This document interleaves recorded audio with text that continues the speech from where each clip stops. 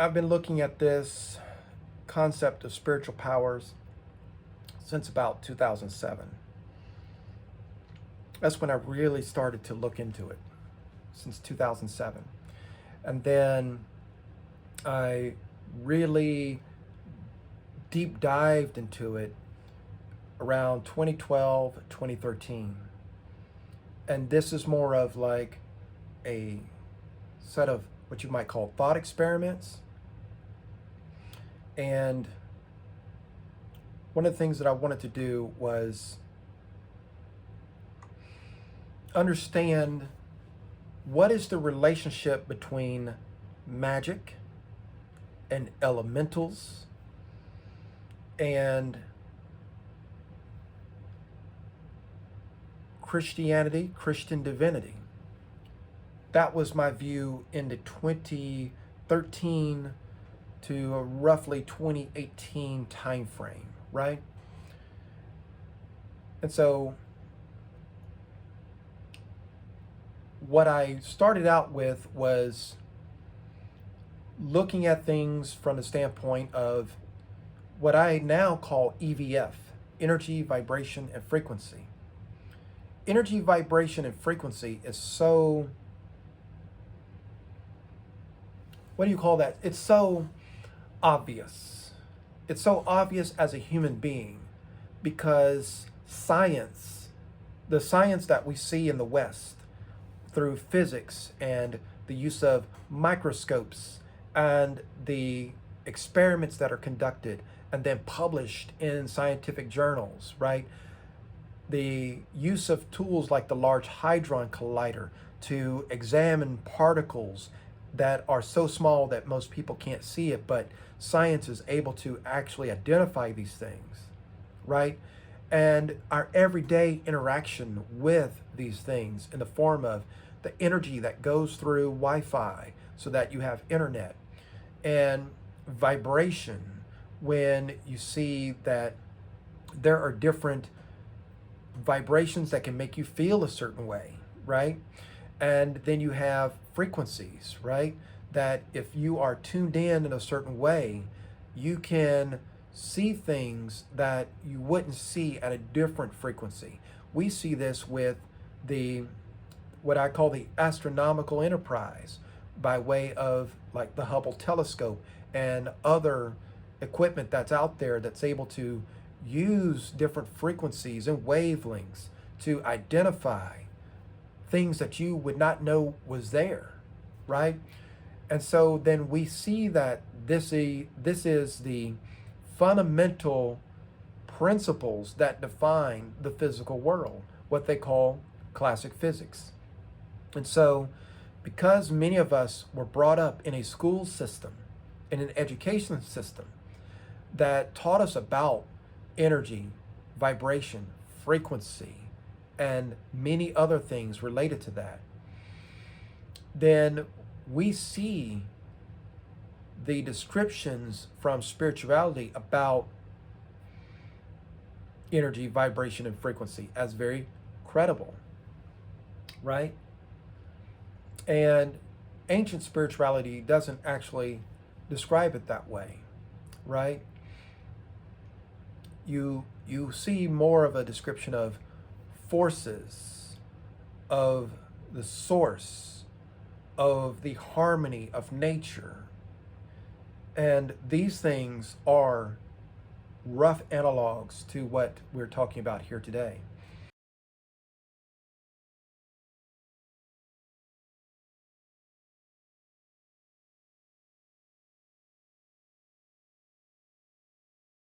As I had evolved in my understanding of what I call the hierarchy of spiritual power, right? I started with EVF, energy, vibration, and frequency. And then what I said, okay, you have this latent and this widespread energy, vibration, and frequency in all things, because all things are made up of that, right? The atoms and that form the molecules that then form you as a physical person. You can trace all of that back down to quantum particles. You can trace all of that back down to vibratory strings, according to string theorists. And yes, some of these theories are in debate, but the fundamental principles hold true, that there is a type of wave that is omnipresent. And no matter how you measure physical reality at a microscopic level, you are going to find these wave energies, right? So I'm like, okay, the entire universe, the entire existence is formed this way. So then, as we are incarnate as humans, then what differentiates an evil person from a good person? They both have access to the same power. They both have access to the same power that is built into reality, right? They can touch it as much as you can. So one of the differentiating factors in how that power is expressed at a very fundamental level is what I call the law of Mayat, the law that is in the Kabbalion, right? That all is mind, that you have polarity, you have rhythm, you have gender, right? So then you have this law that no matter what you do, this law holds. You will have polarity. You will have rhythm. You will have a spiritual eye for an eye that we call karma. That if you do something wrong, you will pay for it. Or if you're evil, you know the loopholes around that. And so then once you have the law, then you have what's called connection. Connection is what we say is the ancestral reverence, the connection to yourself, the connection to nature, to existence, to the source. And then from that connection comes our experience with this existence that transforms into spirituality, a belief in the divine without the structure of religion. Spirituality is kind of like a custom-made personal religion. Then you have religion that we call religion, which is organized, standardized spirituality. And I include shamanism in that. Because for what is a shaman than the priest of its tribe? And then you have the mystery schools where you have rituals and mental alchemy, where you have practices such as Freemasonry, the skull and the bones, and all of that, right? They draw much of their information from past spirituality, from past religion, from science. And then you have magic. You have magic where you have spells, incantations, you got tools, you got rules and rituals. So tools, rules, and rituals and words, right? So you have magic. And many people focus on the magic because the way Hollywood has described it has captured the imagination. But there is some truth to what Hollywood has described. But the thing about magic is the way I see magic is it is about the manipulation of that which is outside of yourself. You're trying to control the world outside of yourself. And I distinguish magic from what I call power. I believe power is more than magic. And power is what certain higher beings have. And there is no magic that can do anything to them. And so then from there you have divinity. Divinity, that's where you're talking about your angels and God and all of that, right? And so then the divinity influences everything. And then what comes from, or what precedes the divinity, is the primordial essence. Some call it the Holy Spirit. Some call it other things, right? but the primordial essence, right? The darkness, the undifferentiated melanin, some would call it, or the waters of noon in Egypt or Kemet, the thick differentiated melanin, and then the actual energy, the EVF, energy, vibration, frequency at the most supreme level. So then it just cycles back, right? And so then I had to look at this, and I, went through some adjustment process where I was like, okay, this seems like the right way, but let's look at it from a different point of view. The primordial essence would then be greater than divinity in what I'm saying, right? So the unmanifest void is above any individuated divinity. And that is more in line with like the non-dual traditions, right? Advaita Vedanta, right? And then you have your EVF as a bridge, right? Because that's very common in all of this. Magic is going to harness EVF. Divinity is going to directly influence EVF. Power is a form of EVF at a more magnified macro level. And then you got modern science, which is able to manipulate EVF through human mechanisms, right? And then you have the law before connection, where the universal principles govern how connection and spirituality function. Mastery of laws enable effective magic or prayer or manifestation. So then you have magic versus power, where magic relies on external tools, whereas power, which in some practices, like in the Hindu practice, where it's described as siddhis, emerges from inner mastery, where you have such an inner mastery of yourself. And that's why some people gravitate towards chakras and the kundalini. That's inner power that in many ways is unassailable. Both magic and power are applications of EVF, but they operate at different levels of consciousness. So then you have the interconnectedness of this all, right? Hierarchical, but yet interdependent. Ancestor reverence can trigger divine forces through ritual magic.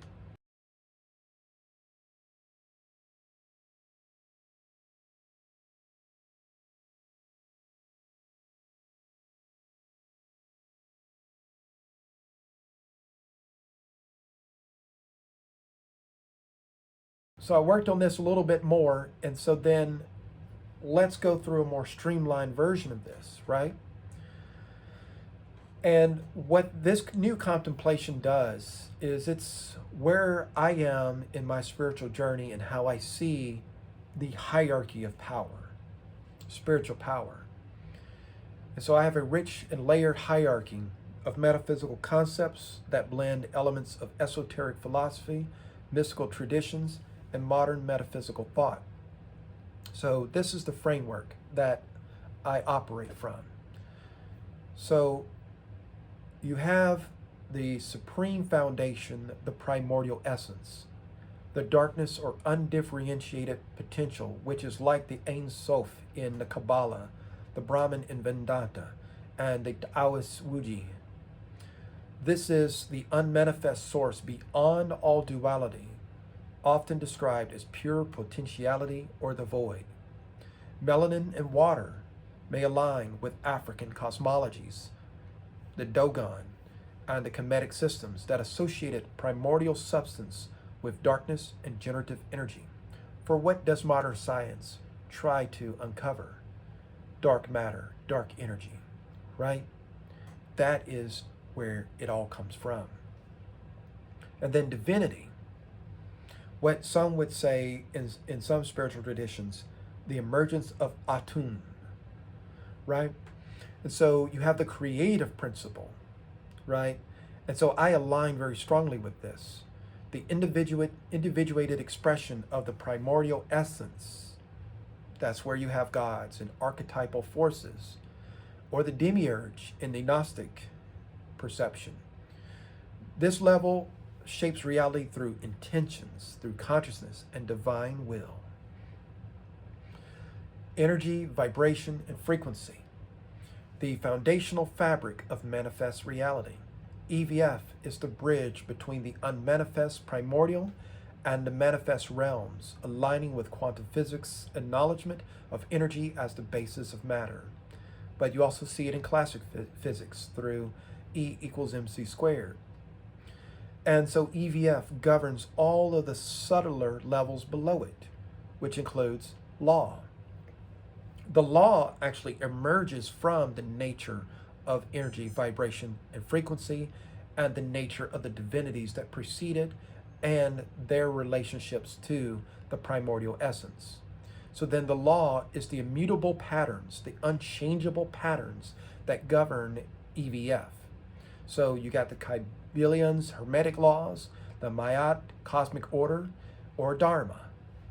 These laws are tools for shaping reality, accessible to all who understand them. Connection. So this is where we have the ancestral, the animistic, and the cosmic. This is your web of relationships between self, nature, ancestors, and the divine. Animism and ancestor reverence acknowledge interdependence, while mysticism seeks union with the source. Spirituality is then next, right? So then you have spirituality, personalized divine relationship, a fluid, individualized pursuit of transcendence, distinct from dogma. It includes practices like meditation, prayer, and nature-based rituals. Religion, structured spirituality, organized systems, shamanism, organized faith that codify spirituality into rituals, myths, and community practices.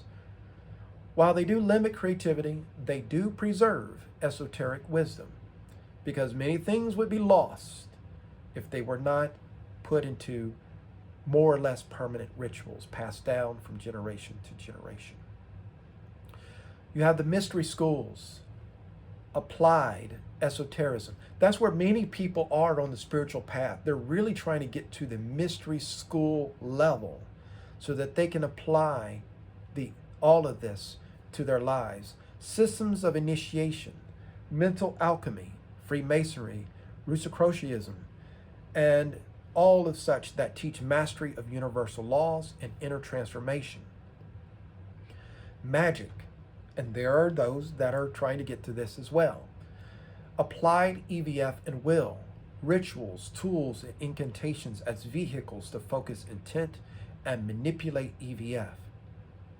However, high magic, theurgy, in the case of many religious practices that have what you would call mysticism. You have Islamic mysticism, you have Christian mysticism, you have Judaic mysticism, right? You have all different kinds of mysticisms that are mixed with certain religious practices. You got your straightforward Buddhism, right? And then you got that mysticism part of Buddhism that the Tibetan monks really specialize in. And this transcends tools relying on pure consciousness. And then you have power. So then you have advanced EVF manipulation, telepathy, manifestation. In Eastern traditions, these are seen as side effects of spiritual growth, not ends in themselves. So that's where I have ended up with in the spiritual hierarchy of power, right? And so power is what I'm talking about here is power, siddhis, and the paranormal phenomena. They are what you would call unassailable to a large extent, but then we also know that magic and mystery schools and spirituality and religion all draw from power. So power is more of a foundational sort of thing that spirals back to the primordial essence. And then you have everything in between. So you got power and primordial essence, right? It's non-dual. And then you have the creation that springs forth from this in all of its varieties, both the evil by way of what some would call the archons and demiurge, and the good that some call the benevolent higher forces and adept masters, the eightfold path and the Four Noble Truths, and all of the great things that happen there. So this is a simplified version of this spiritual process that I've worked on for a good while. And then I have another discussion that will follow from this that looks at this at a deeper level.